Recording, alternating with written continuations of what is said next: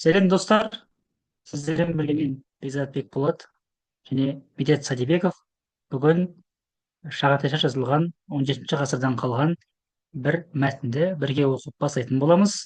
Күн сайын мәтіннің қысқа бөліктерін оқып және оның транскрипциясын шығарып, әрі қазақша мағыналарын да айтып аударуға тырысамыз. Мен өзім Анкара университетінде түркология, қазіргі түркі тілдері филологиясында магистратура оқимын және менің көмекшім досым Медет Садибеков Назарбаев университеті еуразия зерттеулері бағдарламасында магистратура оқиды. Олай болса, біз әуелгі мәтін оқыларымыз Әбілғазы Баһадүр ханның Шежіре-и Тераккиме түркмендер шежіресі атты еңбегін таңдадық алғашқы мәтін ретінде. Және кішкене оңайлық болсын деп, біз Кононов, қателеспесем, Кононов дайындаған Ленинград нұсқасы Эдисон Кредит деп қарасақ та болады екен. Сол нұсқаны алдым. Бұны мен Түркияда шыққан бір баспадан алдым. Сіздер интернеттен қарап, Шежіре-и Тераккиме родословие түркмен деп жазсаңыз шығады. Немесе осы видеоның астында сілтемедегі арнаға кіріп, сол жерден PDF-ін алсаңыз және сол жерден өзіңіз оқысаңыз болады. Бұл еңбекті жазған Әбілғазы Баһадүр хан 17 ғасырда Хиуа деген ханшықта, Хиуа жақта, яғни қазіргі Хорезм, Арал теңізінің төменгі жағы, Үргеніш секілді қалалары бар. Ол кезде астанасы Үргеніш болған. Білесіздер, әртүрлі хандықтардың құрылатын кезеңі. Жоғарыда Қазақ хандығы бар, Бұхара әмірлігі әлі онша құрылмаған, Аштарханиттер дейді. Бұл Әбілғазы Баһадүр ханның аталары Шыңғыстың Шыбан деген немересінің ұрпағынан келеді. Ол өзі Алтын Орда ыдырағаннан кейін осы Көк Ордаға, Боз Ордаға ие болып қалған хандардың бірі. Әкесі Араб шах билікке келгеннен кейін бұл өзі жастайынан, енді ол өзі таққа таластар өте қатты көп болған.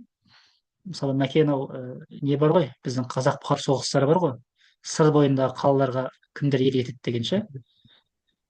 Тәуекел ханның Бұхараға басып кіретіні сол кезеңдер.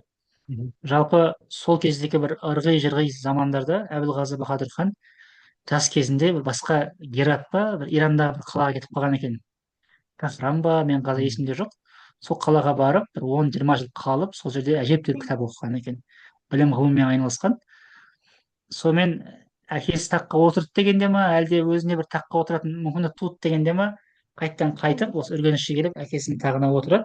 Сөйтіп біраз жақсы билік жүргізеді. Жақсы дегенде қандай? Ол кездегі жақсы билік деген ондай көшпелі тайпалардың басын біріктіріп, бүйтіп жұдырықта ұстауын ғой.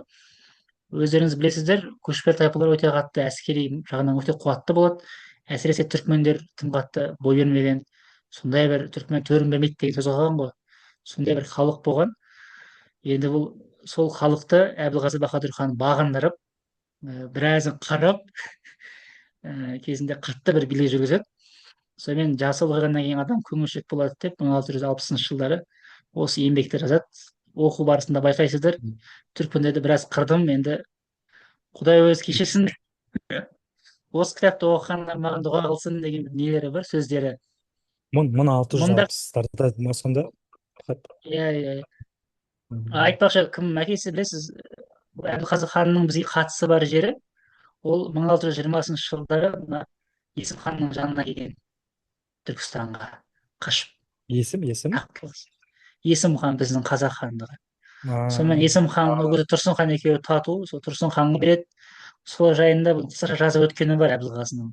Сол хандардың қасына бардым деген. Кейін потом өздері Есім хан мен Тұрсын хан екеуі қырқысып, ақыры Есім хан Тұрсын хан басын шауып, қатағандарды қырып, сондай әңгіме болады. Әбілғазы өз алдына хан құрап отыр. Сол үшін бізге де аса қатты бөтендігі жоқ. Енді бұл кісінің екінші бір еңбегі біздің ғалымдарымыз көп қарастырған, екінші бір еңбегін, ол Шежіре-и түрік шежіресі деп аталады. Ол шежіреде осы Шыңғыс атам заманынан бастап, осы Шыңғыс ханнан бергі осы 17 ғасырға дейінгі хандардың шежіресін айтқан. Ал енді мына еңбегінде Оғыз, бұл еңбек бір шежіре, түркмендердің шежіресі. Ол деген сөз Оғызнама. Жалпы мысалы қазіргі не бар ғой, гректердің Одиссея мен Илиадасы бар ғой. Жалпы Троя соғыстары кең таралған дастандар, иә. Оның Гомер белгілі бір бөлшегін жазып қалдырған. Мысалы Хомер дейді ғой, Гомер. Сол секілді Оғызнама деген Оғыз дастаны үлкен бір дастан, әлемнің түкпір түкпіріне жаралған, түркмендер, түркілер қолданған ол дастанды. И оны әркім өз кезегінде әр заманда жазылып отырған. Мысалы Рашид ад Дин 13-ші ғасырда бір Оғыз дастанын жазған, шежіресін шығарған. Оғыздан бастап таратып алып келеді да, Оғыздың балалары, бөлінуі деген сияқты. Одан кейін Біз Қорқыт Ата кітабы Қазақстан бөлек. көп томдық жазу шығып жатыр ғой бекер. Қазақстан тарихы көп томдығы сияқты примерно бір 20 жыл Иә, 30 жылда жаңадан жазып отыр. иә, ол мысалы сол үшін әр жерде жазылған, әркім өзінше жазған. Бұның тіпті исламнан бұрынғы көп ескі наным сенімдер жазылғаны да бар, ұйғыр әрпінде. Оны да қарасаңыз, ол жерде кішкене басқашалау. Мысалы, Оғызнаманың мұсылман версияларында Оғыз туғаннан кейін шешесін ембей қойыпты. Сен мұсылман болмасаң, мен сені ембеймін деп деген сияқты әңгімелер бар да. Ал ұйғыр жазулы несінде ондай жоқ. И соның бір бөлігі осы 17-ші ғасырда жазылған Әбілғазы Баһадүр хан. Өзі көп оқымысты кісі болған, біраз кісі алдында біраз еңбек жатыр дейді. Әрі түркмендердің бұл халықтарға сөз байлығын жақсылап зерттедім дейді. Содан жазып отырмын, маған сеніңдер, короче, деп тұр ғой. Солай кітап жайлы қысқаша кіріспе айтар болсақ осындай. Тағы алып бар ма? Жоқ, шәкіртпіз ғой біз. Estağfurullah. Өте кішіпейіл кісілер, мәкең. Олай болса біз кірістік. Бірінші матбаа дейді, баспа мәтінінен бастаймыз. Яғни бұрынғы қолжазбаның осы қазіргі араб әріптерімен жазылған нұсқасы. Әуелі өзім бастайын, одан кейін мәкең де кішкене көмектесер. Күндегісін асықпай оқып отырамыз. Қасына қазір жазып та отырамыз транскрипциясын. Одан кейін транскрипциясын қаласаңыздар жүктеймін мен өзімнің арнама. Сол жерден кіріп қарасаңыздар болады. Сұрақтарыңыз, ұсыныстарыңыз болса, комментарийға жазсаңыздар болады.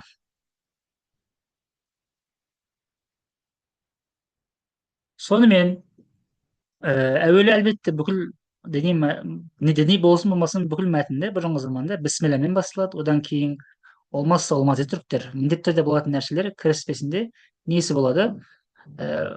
Алла тағалаға мақтаулар, пайғамбарымызға мақтау мадақтар, пайғамбардың әулие-әмбиелерге мақтау мадақтар, және не үшін автор мадақтар жасайды? Осындай Аллаға шүкірлер болсын, мінекей бізге осының барлығын берді, бізді рызық берді, біздің несібемізді берді, бізді өлтірген жоқ, соның құдіреті арқасында мен жазайын деп отырмын осы нәрсеге деп солай кіріскен. Жалпы бүкіл шығыс дәуірінің мәтіндерін қарасаңыздар, міндетті түрде Аллаға мадақ, пайғамбарға салауат, әулие-әмбиелерге рахмет, және өзінен кейінгілер не үшін жазбаған, және өзі не үшін жазғанын да айтып өткен. Яғни міндетті түрде ол нәрсе болады. Мысалы, Махмұд Қашқари да Аллаға мадақ, пайғамбарға салауат айтып береді. Өзі не үшін бұл еңбекке жазғалы отырғанын айтқан. Бірандай ақтау сияқты да, енді ерігіп жазған жоқпын. Мені я жазуға қабілеттімін, я болмаса маған жазыңдар деп қоймай қойды, сосын амал жоқ, мейлі деп жазып Иә, жатырмын деген иә. сияқты нәрсе Сол бар. культура ма бүкіл кітапта сондай ғой, Иә, менен иә, талап иә. етті, менен сұрады. Қоймай Не қойды деп деп ше, жазбайтын сосын едім де. Иә, иә. иә, Қоймағандар кәдімгідей деп. міндетті. Иә, енді біз өте дөрекі түрде айтып жатырмыз, достар, айттыңыздар. Иә, иә, Бұл ол мазақтау емес. мәселе. Бұл шығыс кітап жазу өнерінің несі. Культура. Өйткені кітап деген бұрын өте қадірлі болған, әркімнің бір жазатын дүниесі емес. Қалам сия жоқ, қағаз жоқ. Бисмиллахир рахманир рахим дейді. Транскрипт жазатын кезде әр қатарды бөлек жазуың керек, сосын барып оны біріктіресің. Мысалы, мынау жері көріп тұрсыздар ма? Ешкім көріп тұр менің. Мынау Л1А деп тұр. Бұл Ленинград қолжазбасы, Санкт-Петербург. Ленинград қолжазбасының бірінші парағы дейді. Парақтың сосын А дейді. Ол парақтың оң жақ беті дейді. Яғни, мысалы, мынау қолжазба болса, біз қолжазбаны былай ашып оқимыз ғой. Былай ашып оқимыз ғой. Біз мына жақтан былай қарай оқимыз. А бұлар мына жақтан былай қарай оқады, керісінше. Сол үшін, мысалы, мына қолжазба ашылса, мынау бірінші парағы болса, мына беті, яғни былай қараған кезде оң беті А, мынаның арты Б беті болады. Бір А, бір Б дейді. Сосын 2А, 2Б. Сонымен біз ең бірінші не істейді екенбіз? Транскрипт жасайтын кезде бір а дейді екенбіз. Сонымен кеттік. Сосын бірінші қатар екі жақшаның ішінде әуелі не екен? Бисмиллахир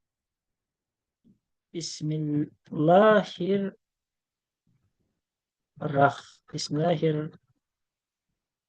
Енді мен транскрипцияға қатты не істемей ақ қоямын. Тереңдеп мындай жіті жазбай ақ қоямын.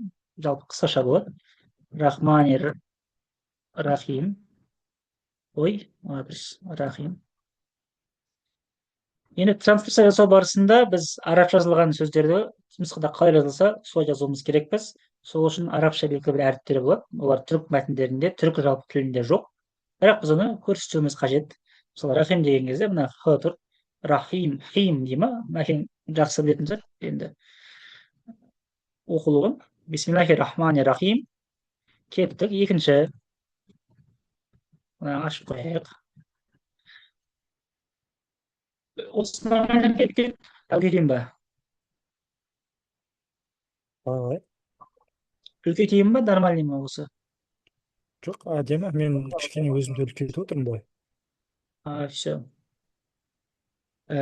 Сипасу sitayiş dedi.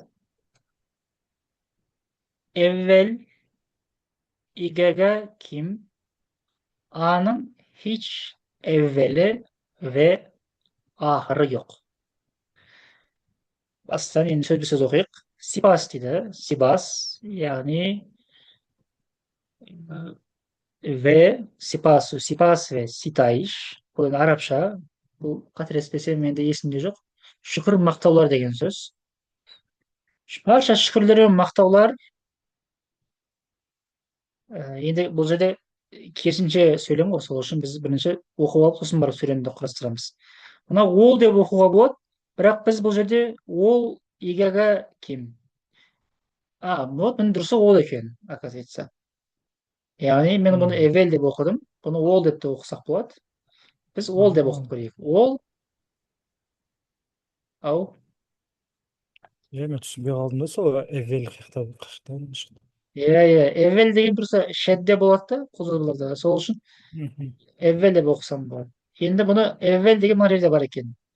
Мынаны ол деп оқимыз. Ол игага ким? Ига деген не? Енді ига деп жазғанмен бұл жерде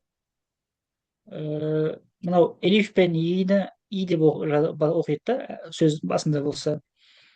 Иге деген сөз. Яғни Сипасу ситайиш ол игеге. Иге дегені біздің қазақшада ие деген сөз. Яғни сол иемізге. Қандай иемізге? Ким деп береді. Ким бұл фаршыдан келген. Біздің қазақшада жоқ. Түрікшеде ки деп айтады. Мысалы, шүкір сонсыз ve neydi? Hamd olsun ki Allahu Teala деп айтты ғой, сол сияқты. Иә. Бұл орысша білетіндерге оңай болады. Ки енді кімге мақтау айтамыз? Сипаттарына өттік. Аның. Енді бұл шағатайшаның ерекшелігі ол, бұл демейді, шол демейді. Аның дейді, мысалы үшін. Мен, сен, ол, бірақ менің, сенің, оның деген кезде аның дейді. Аның.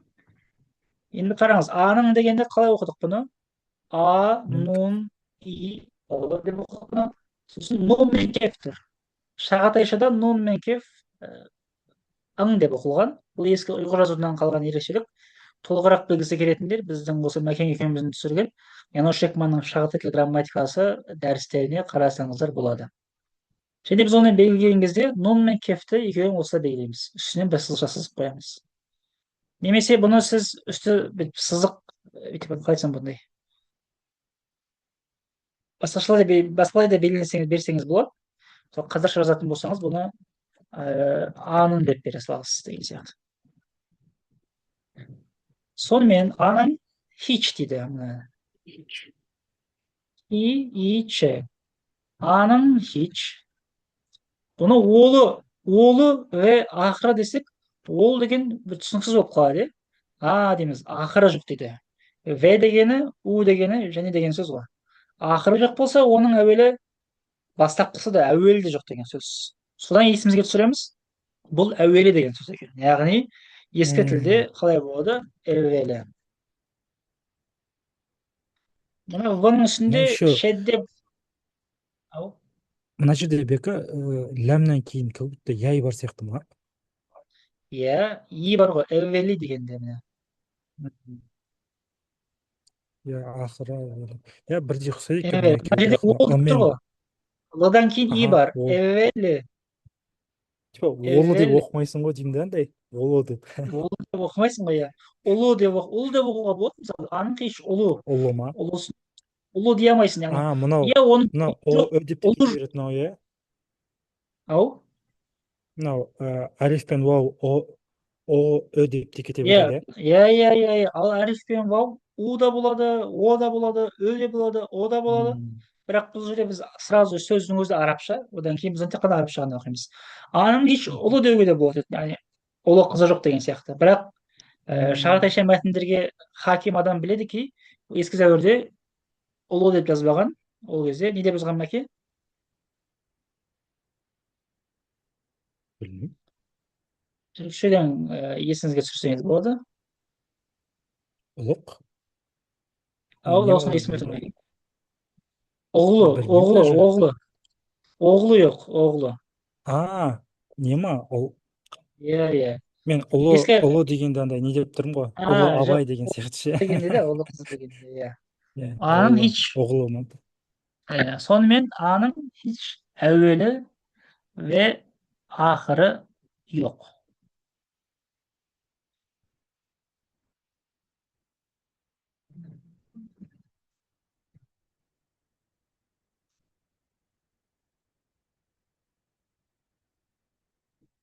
Ве дейді, немесе бүгінгі қазақшамен оқысақ, уа, е тұр, міне бірінші, у тұр, р Юртының тұр, т тұр, и тұр. Юрты, дұрыс оқыдың мәке, юртының. Нун мен кеф ың болып оқылды. Юртының зе зуалы, зуалы емес. Демек, бұл сөз арабша. Бұған бізді тағы да сендіретін нәрсе, түркі тілінде, қай түркі тілі болмасын, сөз басында з болмайды деген. Здан басталатын сөз жоқ түркі тілінде. Здан басталатын сөз көрсек, ол уже арабша деген сөз. Зауалы. Зауал деген арабшада қай сөз болуы мүмкін? Яғни зауал. Зауал деген біздің қазақша сөз бар ғой. Зауалы. Зевалі жоқ. Юрдының зевалі жоқ. Ол не деген сөз? Жұрты, ол мекендейтін жерден ешқандай бір зауалға ұшырамайды. Өйткені оның жұрты да жоқ қой. Немесе басқаша мағынасы болатын шығар, бұны мен қазір білмеймін. Арабша білетіндер мені түзетсін. Зевали жоқ дейді. Ве атасы дейді. Мына аның үстіндегі мына үлкен бір сызық, ол төте жазу білетіндер де біледі. Бұл уже бұл әріпті, бұл дыбысты жуан қылып оқуымыз керек деген сөз.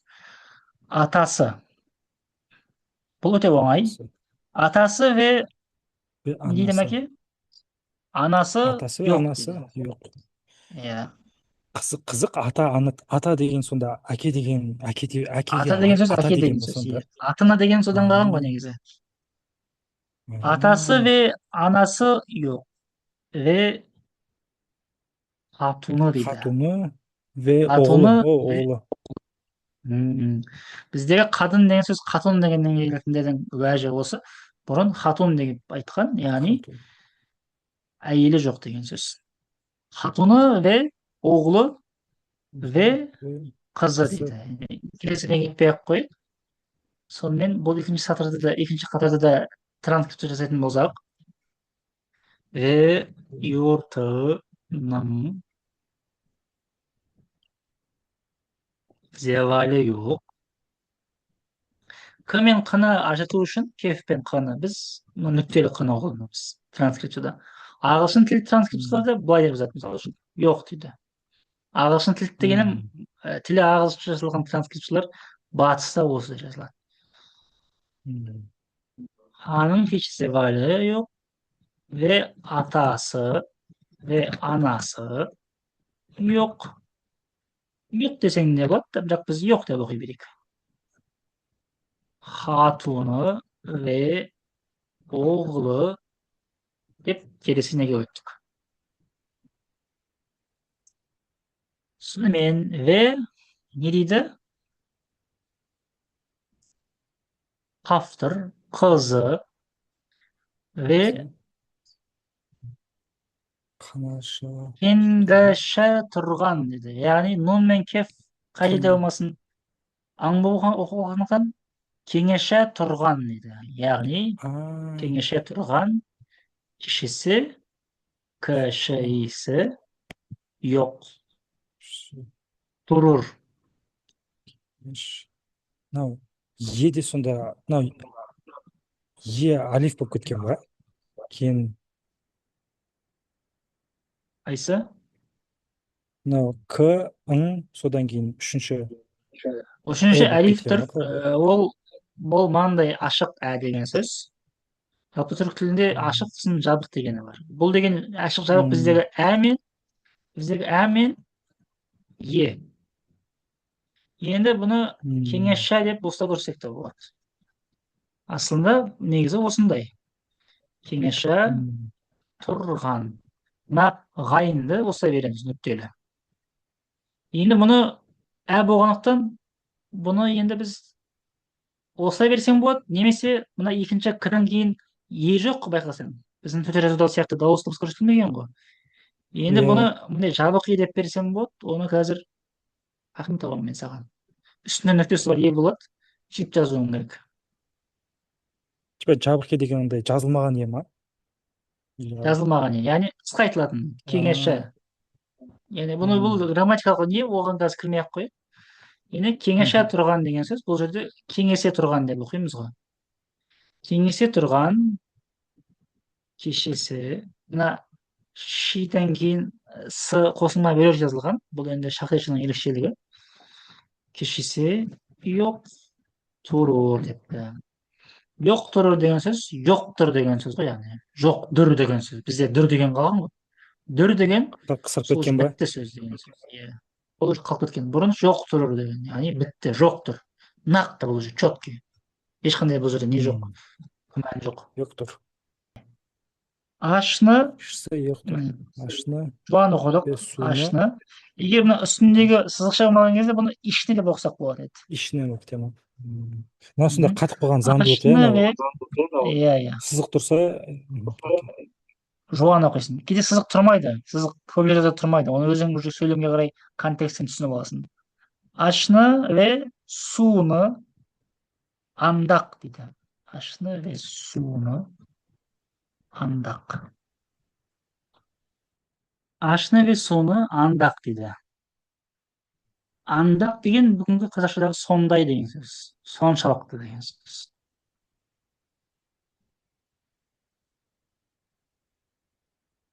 Андақ. Сөз басында элиф пен вау тұр. Бұл у немесе о деп оқимыз. Үләш тұрғыжы дейді. Ләм әлиф тұр. Улаштырғыжы. Улаштырғыжы дейміз. Улаштырғыжы. Енді қатып көреміз сөйлемге қарай.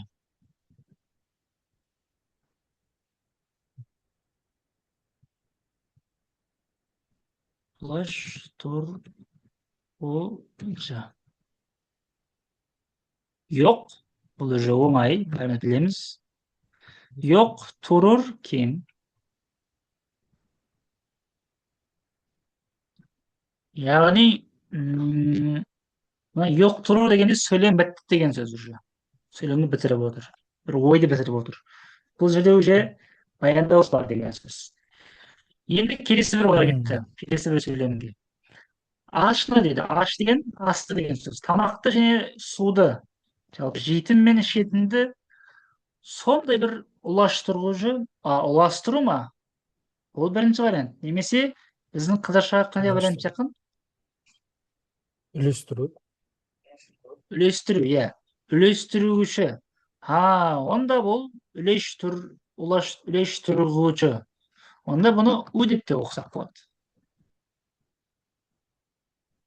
Онда екіншісі былай оқимыз.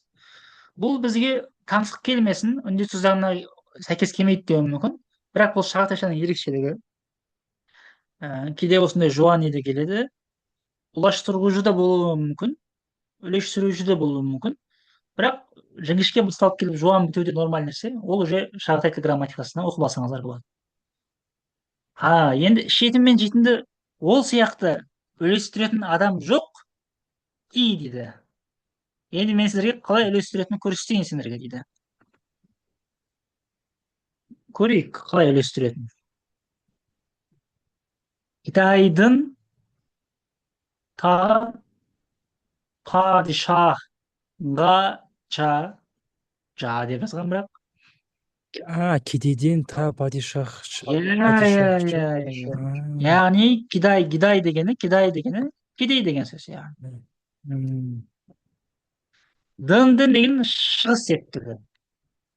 Кімнен, неден? Кедейден та сонау дейді. Кедейден сонау кімге шейін екен? Падишахқа жа. Падишахқа дейді. Падишахқа жа. Біз қазір бұл жерде әрқайсысын жалғаудан тоқталмаймыз. Біздің шағатай тілі грамматикасы сабағымыз бар, бөлек дәрістеріміз. Сол жерден күнбе-күн қарап отырсаңыз, осының барлығы айтылған. Сол жерден неге олай, неге бұндай, падишахқа шейін емес деген сияқты. Бізде қазір шейін дейді ғой. Бірақ өзбекше білетіндер түсінеді бұны падишахқа ше дегенде кішкене жақын болды оларға. Өйткені өзбекше шағатайшаға ең жақын тіл. Сол секілді падишахқа ча дегені жа дейді. Біз бұны ча деп оқысақ та болады. Бұл деген сөз кедейден падишахқа шейін. В дейді. Қаф, В, М, М, Мим, Р. Құмыр, құмырсқа, құмырсқадын.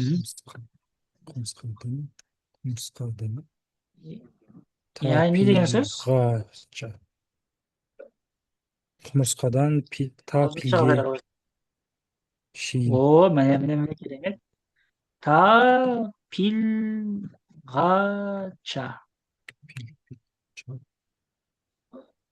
Не деген сөз қазақшасы? Құмырсқадан пилге дейін. Құмырсқадан пілге дейін дейді. Дейді. Бірнектес көрінбей қалған? Чыпын дейді бұл. Бірнектес көрінбей қалған едіп бар. Чыпын. Чипенден, немесе чыпындын. Та син бар, қараңыздар. Үш тісі тұр. С, одан кейін бір екі нүктесі бар. И тұр, М тұр, Р тұр, Г тұр. Симург. Симург. Öyle. Симурғача.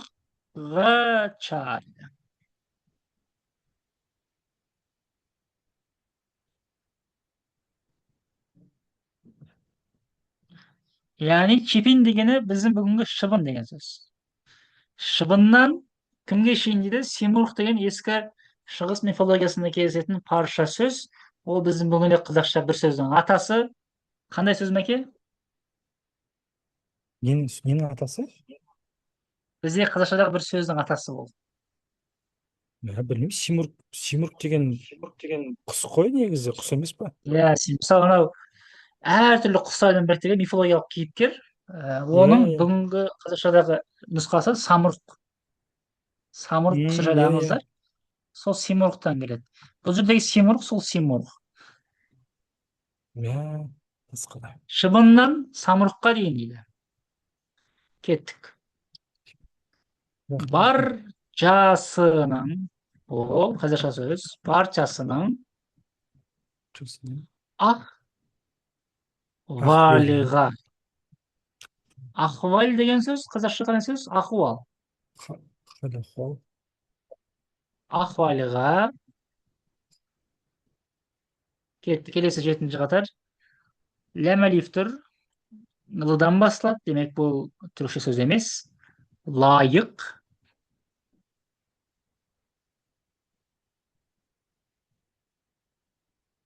Берір. Лайық берір дейді.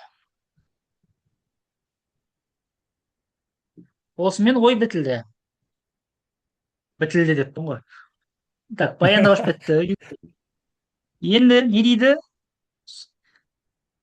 Ашны бе суыны андақ үлештіргіжі yok тұрыр кем. Кидайдың та падишаққача, ve құмырсқадан та пилгача, ve чыпындың та самырыққача, баршасының ақваліге лайық берер дейді. Міне рызық несібені үлестіруші дейді ғой. Алла тағала дейді, сол иеміз дейді, жетім мен шетінді соншалықты үлестіреді ки әркімге әрқалай. Мына кедейден падишаққа шейін.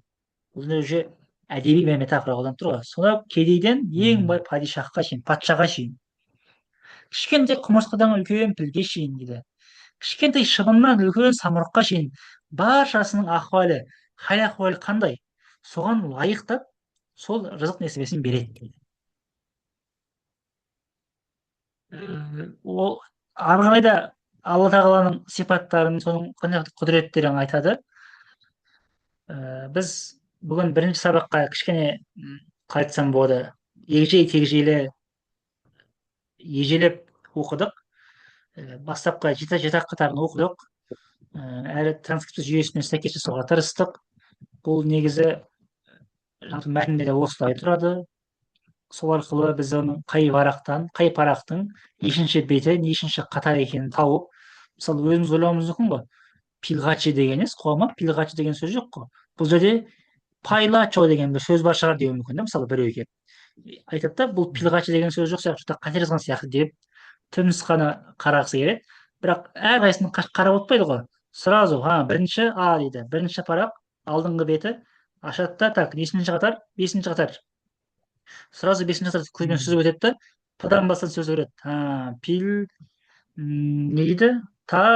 Билғача. Онда пилғача дейді. Немесе диелім бұл сөз қазақ бүгін оқыды, тіпті өзі білмейтін. Сосын алтта мына Б-Е-Л-Ға-Ша, яғни ұрады. Бұл не болуы мүмкін деп ұрады. Біл деген ештеңе жоқ, ойына ештеңе түскен жоқ. Содан бұны өзінше билғашин деп жазып қоюы мүмкін да. А оны мысалы мен келеді да, биылғашын деген емес, құмырсқамен биылдың не қатысы бар деп, сразу бірінші парақ бесінші қатарды ашып, бұл жерде пілге шейін деуі мүмкін деп, оны өйстіп түзетеді, немесе өзіне қарай түзетіп оқып алады. Біз жалғастырамыз. Бұдан кейінгі сабақтарымызда кішкене жылдамырақ боламыз. Майда шүйдеге, сөздің әрпіне, жалғауына, жұрнағына тоқталмаймыз. Ол жайлы жеке білгісі келетіндер біздің шағатай тілі грамматикасы дәрістеріне қараса болады. Біз мәтінді бірге оқимыз, әрі мәтінді қазақша аударамыз. Сосын оны қалай жазғанның бүгінгі қазақшада қандай байланысы бар екен, және соған қатысты алдағы уақытта не комментарий айтуға болады, соны айтып отырамыз. Жалпы қысқаша жүйе осындай. Мәке алып қосарың бар ма? Жоқ, бека, тема күшті болды.